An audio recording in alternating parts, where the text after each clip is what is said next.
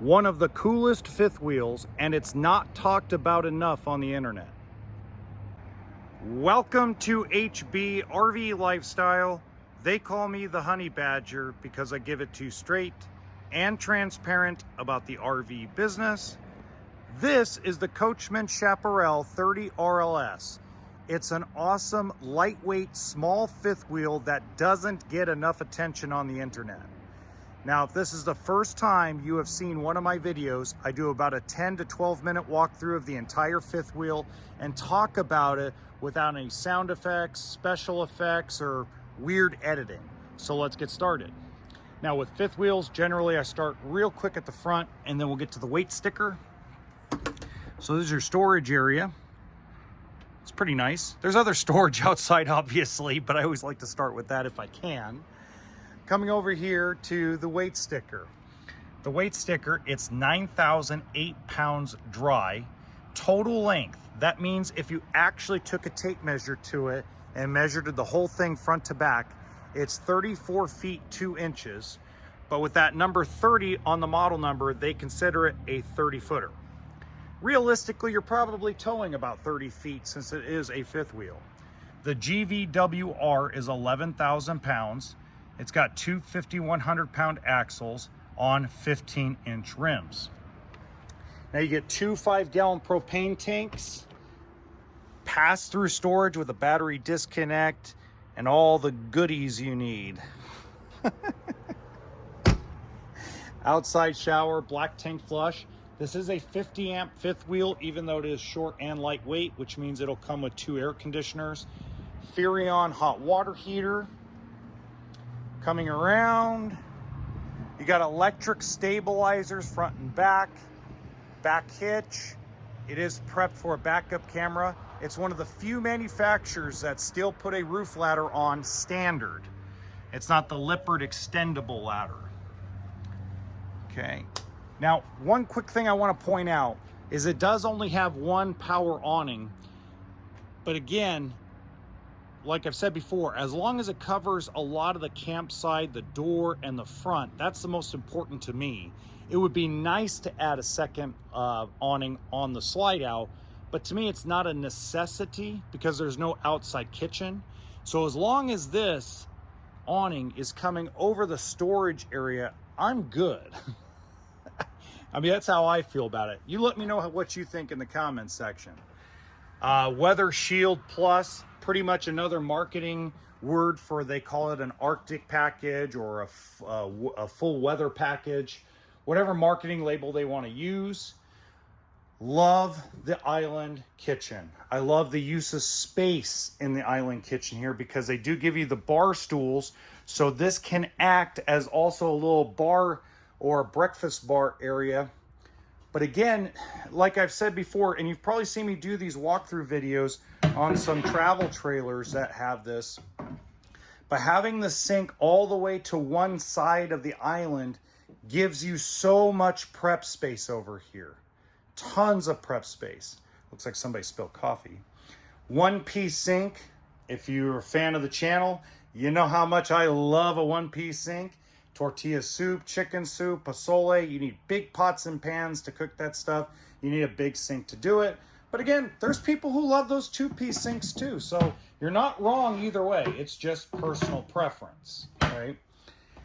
Now, I like the way Coachmen Chaparral has always put big, huge, deep storage in their islands. Again, they're not talked about a lot. They should be. To me, they should be talked about more. They're a decently built fifth wheel. They take care of their customer for the most part. You know, there's always going to be those people that say, no, they don't. Well, they do, okay?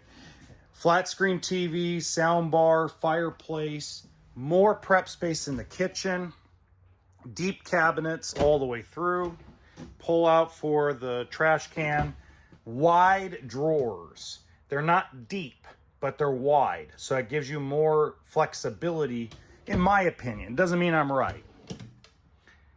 They pull out and close really nicely. Looks like we need to make some adjustments. Oh, that closed really good. 3-burner stove and oven. You got another drawer below the oven. So good storage. And of course, everybody's going to the 12-volt refrigerator. So sad. And the only reason why it's sad is because you gotta understand that I started in this era where everything was propane electric. So I was so used to it. When they originally came out, the 12-volt refrigerators, I wanted to throw up. I'm like, you guys are crazy. But it's worked out. It's worked out where that's going to be the new standard. Propane electric's going to be a thing of the past.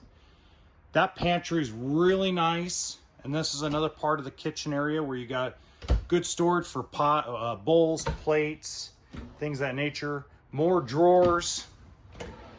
Great storage for a 34-foot total length fifth wheel. Now, these do have the blackout shades, as we had one on pulled down right here. Now, that is a fold-out sleeper sofa. You have nightstands on each side with charging stations, so you can charge your devices and your crap, as that one sticker I said once. That was freaking cool. I'm going to use that. I'm going to take that away from them. Now, these cabinets are not as tall. I'm 5'10" and I can reach it without stepping on my tippy toes. So more than likely you can use these for everyday use. Unlike some of the taller, high-profile fifth wheels where you need a step stool. You want like, nah, that's seasonal. Sorry, it's been a crazy September so far. Theater seating. Now, a lot of you have told me that you like the cabinets above the theater seating. I'm not a fan, but there's a ton of you that have emailed me, direct messaged me, commented on the YouTube videos, and said that you love this cabinet above the theater seating or the couch in this area. I'm not convinced yet, but that doesn't mean anything. Remember, I'm giving it to you from my perspective. Most folks are going to have their own personal preferences. So I want to make sure that's very clear. Like, for example, I prefer the freestanding dinette over the booth dinette. But there's a lot of you that love the booth dinette because it gives storage. It gives more, it gives you more storage. It gives you extra sleeping if you need it. You got that friend that had a couple too many Bloody Marys and you really don't want to fold out the couch, or maybe your husband's snoring and you got a friend that's been drinking a little too much. You got an area to throw the husband and the friend. I do like the bathroom. Now, again, it's the standard RV shower. You're going to find that to be a normal thing in a smaller, lighter weight fifth wheel. The toilet's in a decent area where you don't feel like you're in too much of a sardine can. Good counter space and the big sink. I'd rather have the big sink and a little bit smaller counter space. That's my personal preference. Okay, coming into the bedroom, you got a walk around queen bed. You have all that storage above. I'm not going to open that storage due to time constraints. I want to try to keep this under 10 minutes. Look at that big closet. See, that's why I like the wardrobe slide out on these smaller fifth wheels, because it just gives you that extra clothing storage. Walk back into the bathroom so we can open up this one. Good cabinet.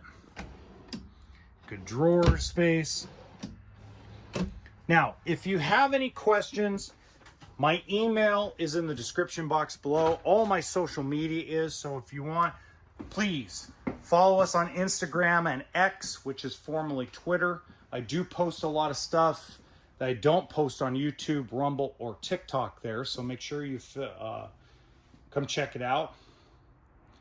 Now, don't forget to hit the like button and subscribe to the channel. And in the top right-hand corner of this video, there's going to be another smaller fifth wheel. Now, it's a little older. It's one of my first videos. So please forgive me because the quality's even worse than it is right now. But you'll get the idea of why I think you should watch it. Until next time, toolkit and sense of humor.